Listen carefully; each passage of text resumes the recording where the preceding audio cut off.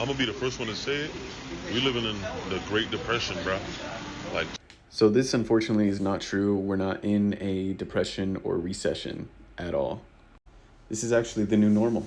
It's actually a systemic issue, and it's really because of wealth inequality.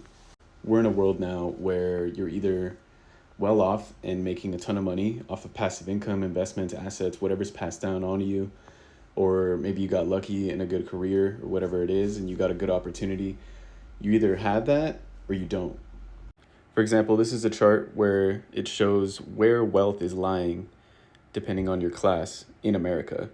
And as you can see, the top 1% have about 50 trillion. Obviously, this is estimated, but 50 trillion of the wealth in America. And then the top 10% have another 50 trillion. And then everyone else has another 50 trillion.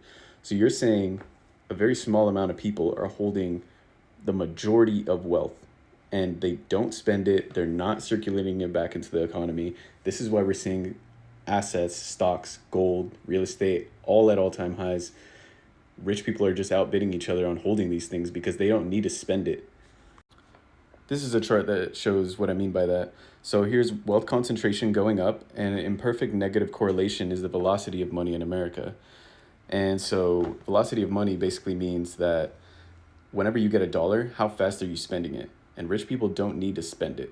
Instead, they usually have a very low marginal propensity to spend because their needs are maybe met by 5% of their total net worth or income. So they don't need to spend everything else. So they tend to save and invest that, which pushes up the prices of everything else for everyone in the economy.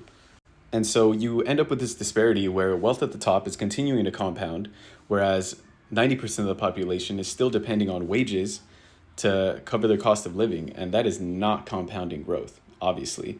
And it's barely even keeping up with inflation. And the only way to fix this is to stop the compounding at the top and allow some form of redistribution to everyone else. And the only way we can really do that is through wealth tax or a much higher tax rate at the very top. Like, why would you need over $100 million in income in a year when people can't even afford to put food on the table in your country? And no, this is not a socialist idea. Look back at post-World War II, where we had the strongest middle class in history in America, and the economy boomed and started all this great innovation that we have today.